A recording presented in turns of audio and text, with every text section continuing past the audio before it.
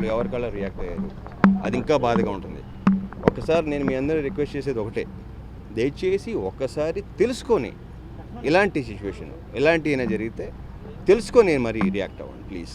ఎవరు ఇష్టం వచ్చిన వాళ్ళు మాట్లాడేసి, ఎవరు ఇష్టం వచ్చిన వాళ్ళు పోస్టింగ్ పెట్టేసి, ఎవరు ఇష్టం వచ్చిన హిట్లు రావడానికి ఆ యూట్యూబ్లో ఎవరికి ఇష్టం వచ్చిన వాళ్ళు పెట్టేసి రాంగ్, అది తప్పది. వాళ్ళు ఎంత బాధపడతారు. ఇంక నేను ఇప్పుడు ఒక రాలేకపోయామంటే ఎందుకు రాలేకపోయామని రీజన్ ఆల్రెడీ చెప్పాను.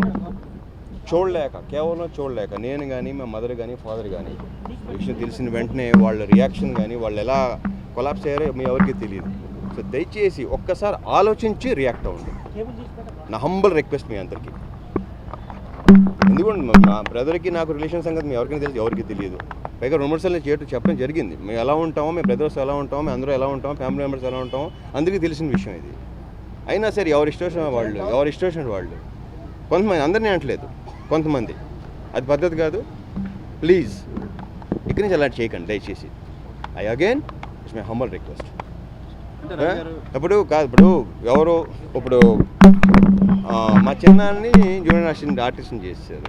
ఆయన చిన్నాన్న, మా ఫాదరు, ఆయన 80+ అయినా ఆయన న్యూస్ తెలిసిన వెంటనే ఆయన అసలు ఎలా అయిపోయారో నాకు తెలుస్తుంది.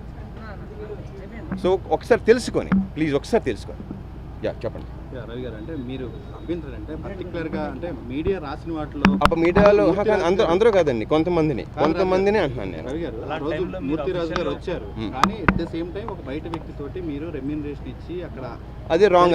అదేనండి నా ప్రాబ్లం. అది రాంగ్ లేదు, ప్రాపర్ టోటలీ రాంగ్ అండి. అది అలా జరిపించాల్సిన కర్మే నాకేంటి లేదు, రాంగ్. అది టోటలీ రాంగ్ న్యూస్ అండి. అదే చెప్తున్నాను నేను. అందుకని ఒకసారి తెలుసుకొని రాంగ్, అది టోటలీ రాంగ్, ఫాల్స్ న్యూస్, అది టోటలీ రాంగ్.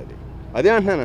అలాంటి విని అలాంటి చదివి ఎలా ఉంటుంది ఒకసారి ఆలోచించండి. ఒకసారి అదే చెప్తున్నాను మీకు. రవి గారు, యాక్సిడెంట్ అయినప్పుడు తర్వాత కనీసం శవాన్ని ఇంటికి తీసుకెళ్లే పరిస్థితి కూడా అంటే అది ఇందాక చెప్పానండి, కేవలం లాస్ట్ ఇమేజ్ అలా ఉండిపోవాలని. మీకు అర్థమవుతుందండి? ఆ లాస్ట్ ఇమేజ్ ఎలా ఉందో అదే మైండ్లో ఉండాలని. మా మదర్ కానీ అందుకే మా బ్రదర్కి మా చిన్నానికి కప్పు చెప్పాను. అందుకే వాళ్ళని పంపించాను. వీళ్ళు చూసుకోవడం నేను సరిపోయాను. అది చెప్తాను. తెలవలేదండి. నెక్స్ట్ డే షూటింగ్ ఇప్పుడు ఒక 25 మంది ఆర్టిస్టుల కాంబినేషన్ ఉంటుంది.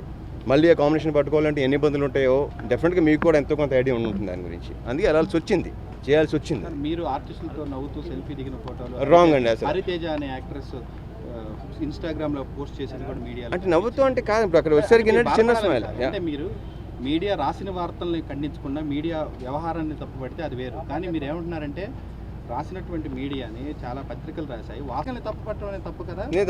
పత్రికలు తప్పట్లేదు. నేను మీకు ఆల్రెడీ క్లియర్గా చెప్పాను. మీకు ఆల్రెడీ నేను పత్రికలు తప్పట్టట్లేదు. ఇక్కడ ముందు తెలుసుకోండి.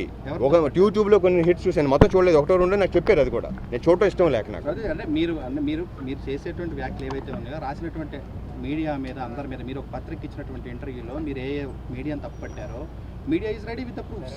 అంటే ఆ రోజు జరిగినటువంటి విషయాల మీద అదే అంటానండి. వస్తాం మళ్ళీ ఇప్పుడు చేసిన మాట వాస్తవం కదా. మీ మదర్ ఆ రోజు జరిగినటువంటి అంత్యక్రియలు కానీ వాటన్నిటిని కానీ ఒక 5-6 సార్లు కాల్ చేసి మీ మదర్ కానీ మీ ఫ్యామిలీ మెంబర్స్ ఫాలో అప్ చేసిన విషయాన్ని కూడా మీడియా ప్రస్తావించింది. దాన్ని కూడా మీరు తప్పడుతున్నారు. మీ బ్రదర్ అంత్యక్రియలకు వెళ్ళటం లేదా అనేది ఒకసారి ఆలోచించి వేయాలి. అంత దారుణంగా ఉండకూడదు అనేది నా పాయింట్ అండి. Thank you very much. ఎవరికైనా అందుబాటులో ప్రయత్నం చేశారా మీరు?